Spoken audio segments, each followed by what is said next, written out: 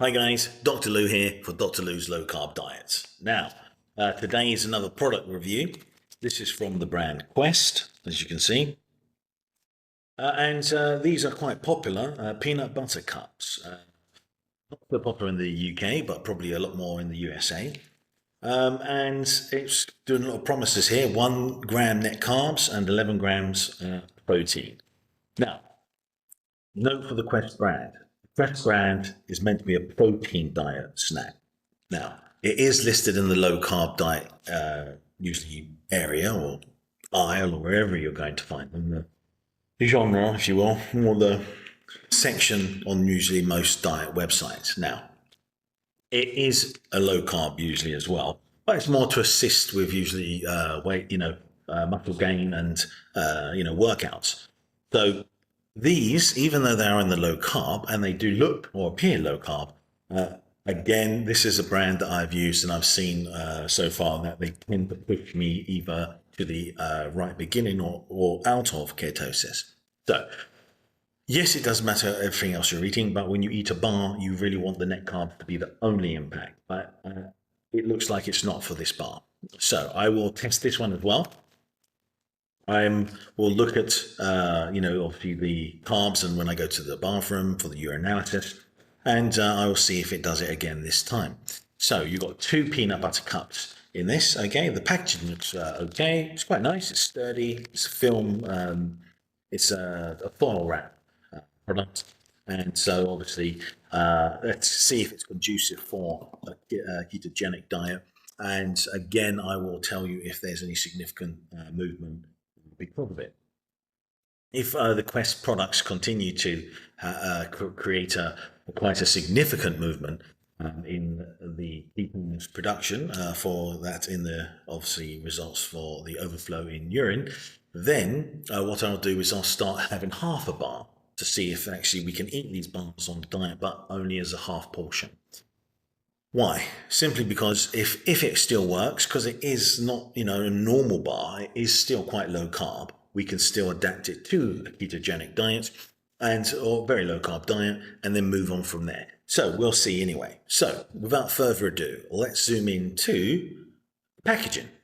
Right, there you go. You can see the packaging here. Straightforward Quest product.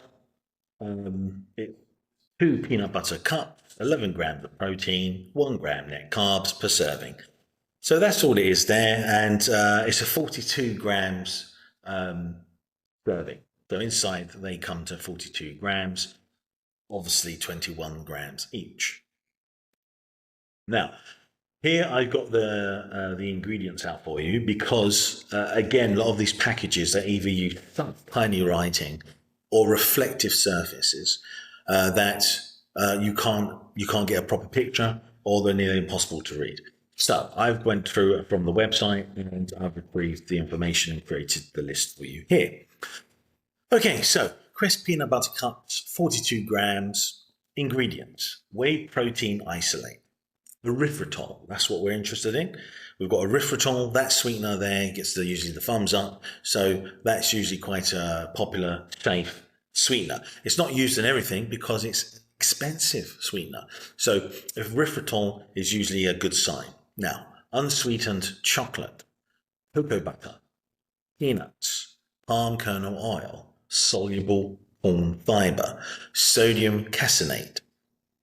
Contains less than 2% of sunflower lecithin, sea salt, butterfat, natural flavour, peanut oil, sucralose. Another one, sucralose. We've obviously got that sweetener there as well. So now we understand that both these sweeteners seem to be quite safe for the ketogenic diet, but you also have things that contribute to carbohydrates as well, and they don't usually go on packages.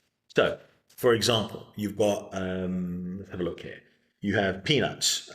They also have obviously a high amount of carbohydrates in them. You've got the soluble corn fiber. That will as well have some absorption as well for carbohydrates. And the whole idea there is obviously you can go through and there may be minor carbohydrates being contributed to the overall sum. Now, again, why do I say this? Well, because again, Quest products tend to use a lot of the soluble corn fiber. I see a lot of the usual ingredients, but they usually push me out of the diet or right to the edge. So it's literally on what you would call 0.5 measurement for ketone. So it does seem to have a big impact. So as I said, they don't promise they're ketogenic, although they do say that they're a protein diet bar. So take that. We'll see if this has an impact, and the rest of the bars I will use as a half portion, and then see if that works. That should definitely work as well. Okay, so here we go. Now these are the ingredients. So what can we see here? The nutrition facts. We have total fat, 15 grams, saturated 10 grams, trans fat, 0. Good, no man-made trans fats. Saturated fat, no problem on the diet. Cholesterol, 0 milligrams. Sodium, 125 milligrams. Yeah, not too high in my opinion. Total carbs, 13 grams. Oh, let's have a look. Fiber, 4 grams. That may, though, have some contribution. Total sugars, 1 gram. And the erythritol. Now, the whole idea there is that you should be looking at this and going, okay, so we've got 8, you've got 9, then you've got another 4, and then we've obviously got the 12 grams, and we've got 13, so we're missing 1 gram somewhere. Okay, so again, that's probably within all the cocoa or whatever else is listed there. As I said, net carbs, it says 1 gram net carbs. That fiber as well, I think, produces more to you. The sugars will give you 1 there, but we will see overall.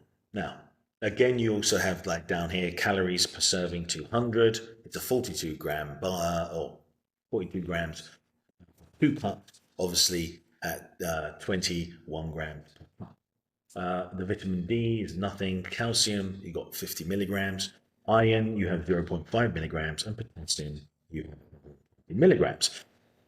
Quite interesting. It is quite good to know because, especially understanding sodium, which sodium chloride, and also potassium, because usually your electrolytes are quite important for the diet. You should be having supplements, mineral, vitamin, and as well maybe a vitamin C supplement, which will help you as well.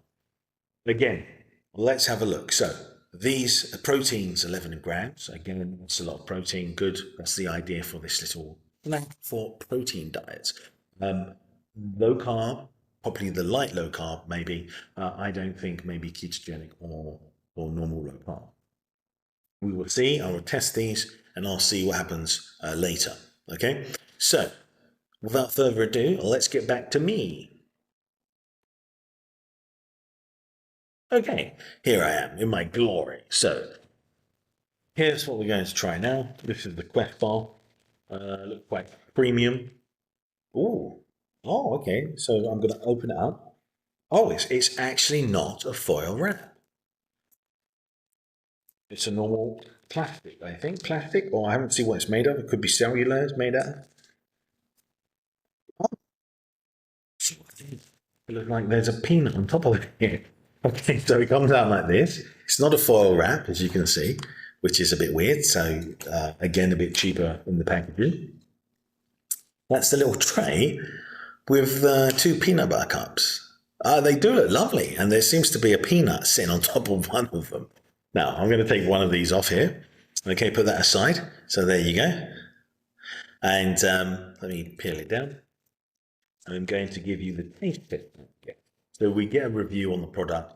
The taste test will tell you how obviously it comes across for texture, flavor, and smell. While overall, then you'll get a feedback on does it affect the ketone production, how suitable it is for the diet.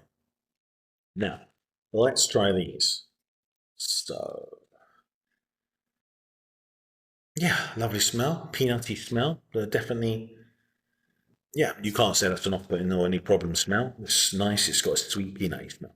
Okay, this is the main important part: texture and taste.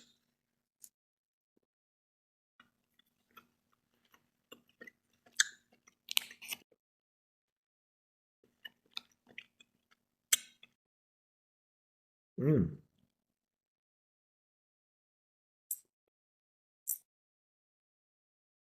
Okay, that's actually very nice. A very strong creamy, peanutty flavour with a an afterthought of chocolate. Very nice. Let me go in with a bit of tea.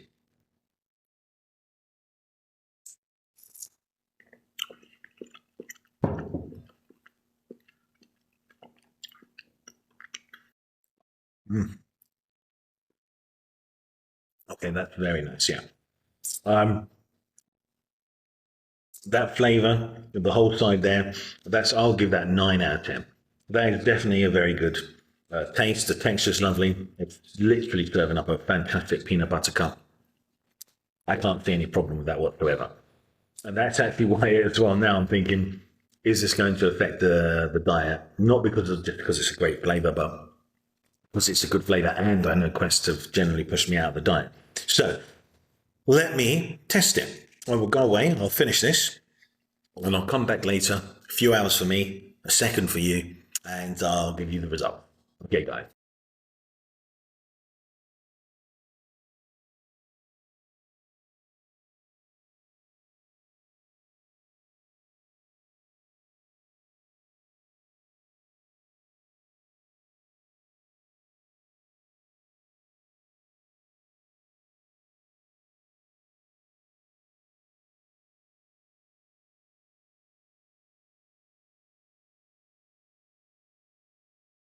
Okay, guys, so I'm back for the test. And so obviously I did it overnight because I ate those peanut butter cups quite late. Now, when I did the test, it showed that the ketone level was quite low. Now, it's between a trace 0.5 to 1.5 small. It was 1.5 to moderate 4.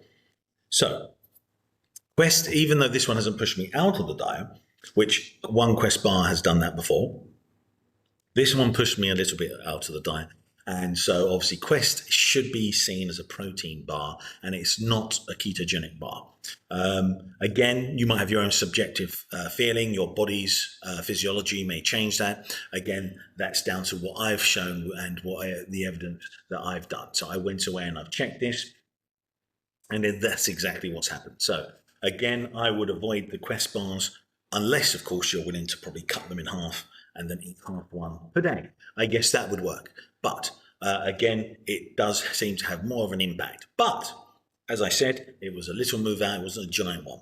So if you still want to purchase them, I'll put the link down there in the bottom. They are delicious and yummy, and again, they're low carb, so that's fantastic. But they're not fantastic perfectly for a ketogenic diet, unless you are hardcore. So, for example, you're having eggs in the morning, then you have a steak in the afternoon, and then maybe you have again something with maybe just a little bit of carbs, such as some tomatoes and mushrooms, brings you up to maybe 6 grams for the day. Then you eat the Quest peanut butter cups, and then that won't take you out of the diet, because even the whole carbs in that peanut butter cup wouldn't push you over the limit.